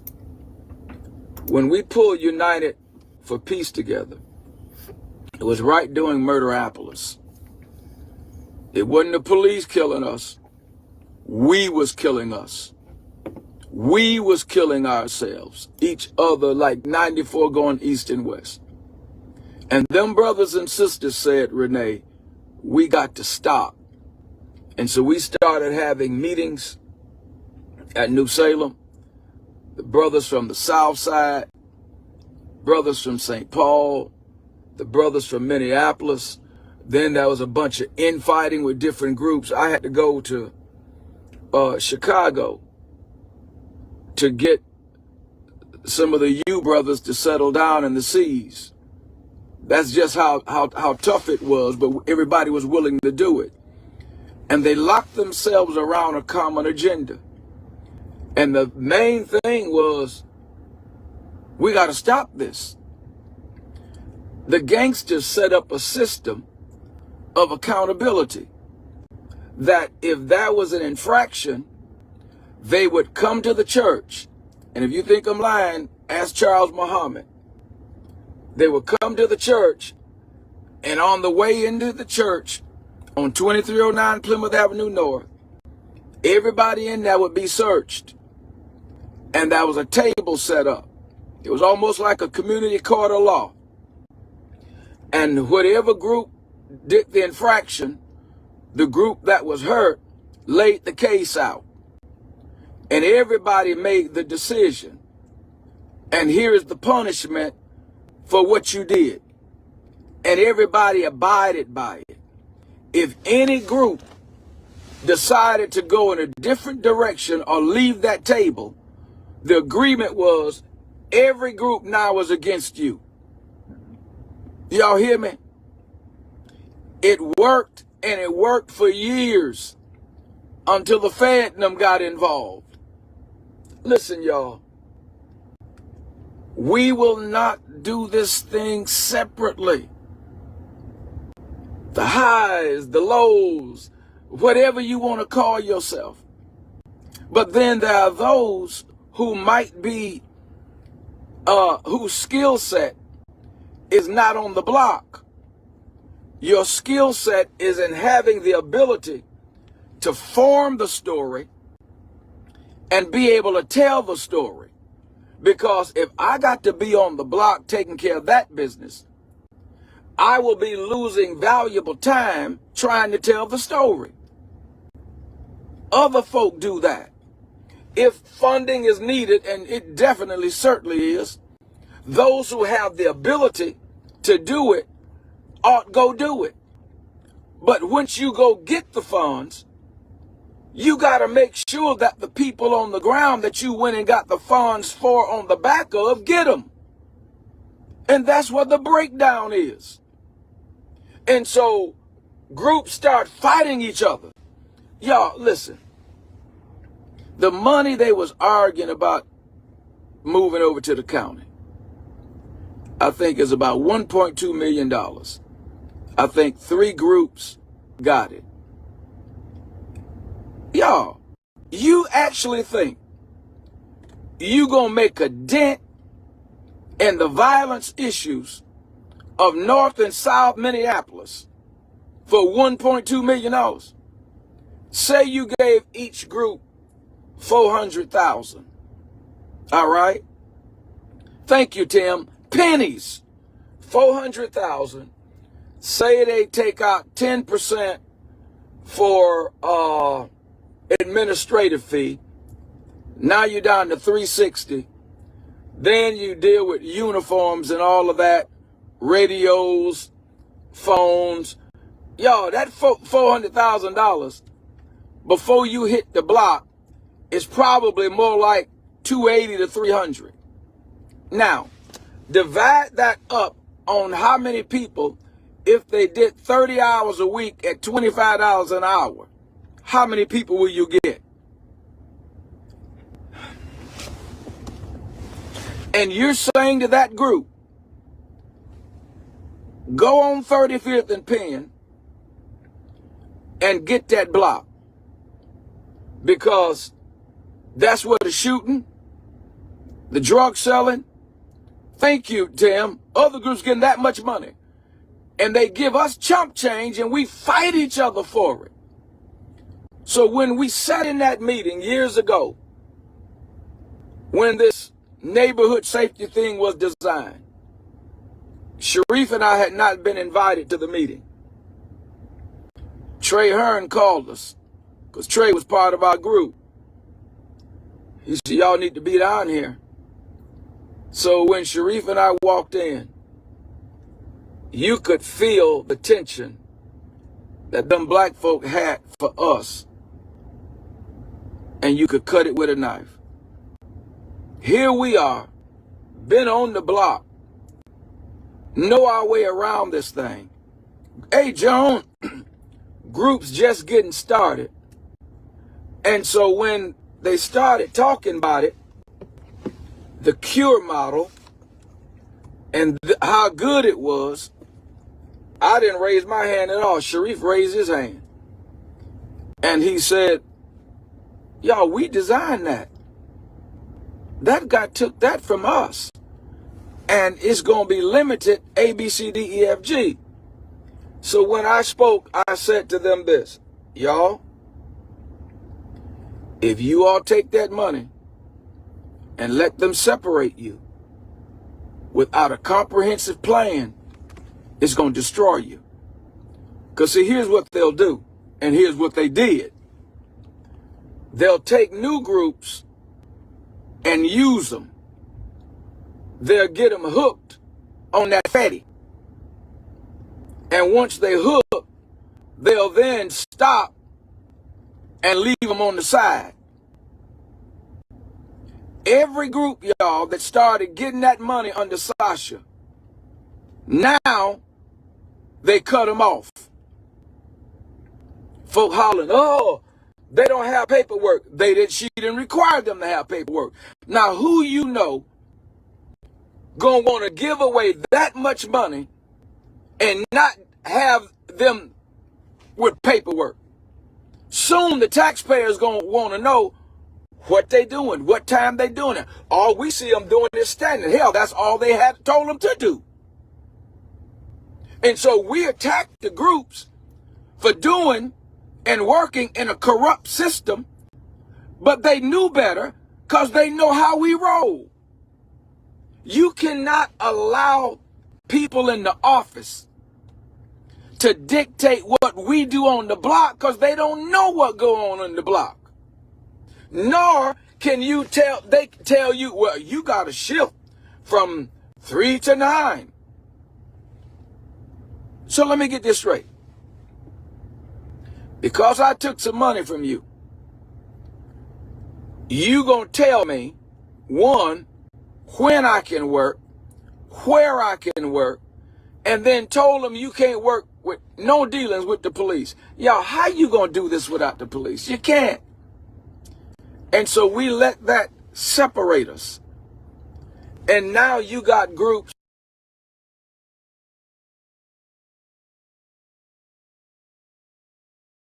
of it, man. There's a little bit more to it, but I got what I wanted so far out of that. And Big U, I believe, or the U guy, I believe that he talks about is Big U's guys, and Big U just got indicted, so federally, whatever. But I'm gonna come on over here because what people don't realize is Iran-Contra never stopped, man. Okay, they've been using the Hawala money for both the frauds and the drug money. You guys remember the daycare fraud, like back in 2016 till whatever, right? And they talked a lot about that and the kickbacks. Well, at the same time, you had Paul LaRue. Okay, Paul LaRue's guys were he had some Israeli guys and Somali guys, and he was a drug kingpin with international gun running. Okay, North Korean methamphetamine, Somali militias, sudden death for anybody that tried to cross them. I mean, like, come on here. You know, it was all around the world. You think that the drugs and the weapons are coming, they're just being dropped here, man. And Delta Airlines took over for Northwest, which before was Northwest Orient, and there's plenty of drugs that keep on getting caught with their employees. So I'm just saying it's probably still going on. Same thing with the reservations. And around 2016, La Cosa Nostra got caught with one of the ones up by northern Minnesota. Okay. Yeah, RX Limited. So they set up a shell front with U.S. Israeli citizenship. You have Mossad involved. Okay. So they're funding Syria. They're funding. I mean, I literally can't make this all up, right? And it United Nations Security Council report talks about it. Okay. I mean, this is, I can't even. So I'm just saying, like, I have stuff behind what I'm saying. I'm not just making this stuff up, folks. And my biggest thing, and I'm gonna probably land my plane here. Okay. My biggest thing is that the communities need not to be controlled by the CIA, by the FBI, by their infiltration of the left and the right and the playing against each other. I think that each community can have its own voice. We can have truly representative government where it's not the corporations or these intel orgs telling us how we're going to live. I think that we, the people, can have representatives that actually listen to us, that are beholden to us, where they have to listen to the people. Okay. But in order to have that freedom, we have to stop the intel ops and the coercive, subversive movements within. And I'm not saying the organic movements. I'm saying like the FBI-Cointelpro stuff through Carleton College, Carleton 12. You got council members in Minneapolis from Carleton who are of the same ilk as Ezra Levin, as Leah Greenberg. And it's the same FBI type infiltration stuff that's happened in the past. Because overall, what the government's looking at is they're trying to create up a surveillance state. And the left and right has both been trying to do it. It doesn't matter who's in charge of their little monster. Walls was going to do the same thing with GIS. Okay. So I don't think that we need to be under a surveillance state. And I think the people can decide for themselves. Okay. All power not given to the federal government by the states is reserved for the states. All power given to the states by the county is reserved for the county unless it's explicitly given. The same thing with the cities in the county. Okay, so if you want to have a commie city and 90% of the people agree, okay, I don't got a problem with that, but don't force it on the rest of the county or state or you go down the list, right? But you deserve a voice just as much as the right deserves a voice. But you can't say that the right gets no voice, but you get a voice because constitutionally that's not equal application of the law. So there needs to be constitutional equal application of the law as well. But I'm sort of over the controlled opposition and the big money ops and all this and that. Sabri was one of the ones in charge of the Somali community. He went to Leavenworth and had a 5-star stay at Leavenworth. Dean Zimmerman got in trouble for getting bribed for trying to get the Somalis out from underneath Zimmerman because he wanted them to actually own their own businesses. So I'm just saying we got to stop the CIA ops. And thanks, Pam Lang and TC from Minnesota Black Robe Regiment who covered that. The county commissioner meeting that they had out in Wabasha straight up said Mossad taught them how to negotiate. So Mossad is teaching our county commissioners how to negotiate, manipulate us. I've shown you the one Minnesota stuff, guys. So what we need freedom, man. We all need to come together and say enough is enough. We don't need to listen to the talking heads. We don't need to listen to the CIA. We need them to stop the drug running, stop running the weapons. That's what Sharif said on congressional record in front of Wellstone 2 months before the incident happened in '92. Even after that, they were talking about it until Ellison went on a little trip. He went on a trip to Israel with Lugar, and then all of a sudden he was no longer Nation of Islam in that. And they used the Nation of Islam to set up the push for the Somalis and everything up here. It's all a big CIA op, guys. Again, the individual organizations and efforts may have not been bad, but overall it was a big CIA op. So be blessed. Let me know if you have any questions. I'll probably do a shorter update later on this week, but you guys have a good day. I'm going to leave out with the music. Actually, you know what? I'm going to reshare and make sure it actually gets where you guys can hear it. But there are alternative energies and stuff like that we can do. There is we can get together and fix this stuff. We can have actual real businesses for everybody that's low income, whatever else. And we can have our own alternative economy where we're not beholden to the government, or we're not beholden to the big entities. We can do it. In Minnesota, if people don't realize, we have enough butcher shops and that to be able to take over the market and do it, man. So we just need to go out there and shut up and do it.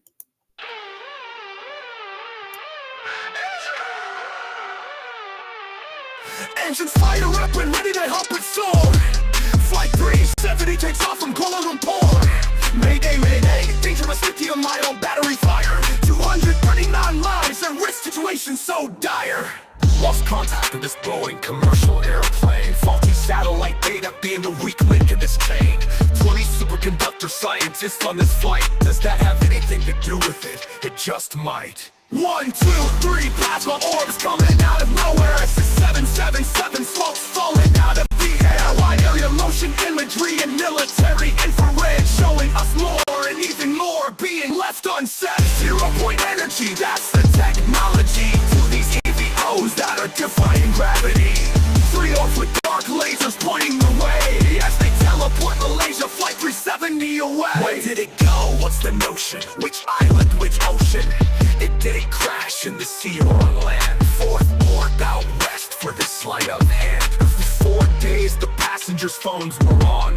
Who's responsible for these people being gone? Classified documents like a sales promotion. Debris found impossibly in the wrong ocean. Dark energy, ether, cold fusion, 0-point energy. Not solid, liquid, or gas. Plasma is the key. A paradigm shift in our technology. An unlimited reservoir of energy. Floating through the air round and round as we sit helpless on the ground. Orbs of light defying what we were taught. We've been lied to by science is my next thought. Whistleblowers dying or getting disappeared. Heads of industry saying nothing to see here. Isn't that just a little weird? By humans this was created and engineered. 1, 2, 3 plasma orbs coming out of nowhere. It's a 777 smokes falling out of the air. Wide area motion imagery and military infrared showing us more and even more being left unsaid. 0-point energy, that's the technology to these EVOs that are defying gravity. 3 off with dark lasers pointing the way as they teleport Malaysia Flight 370 away. The ether is real. This is the spiel. The truth will come out. The truth will be shown. What happened to Flight 370? Around the world it will soon be known.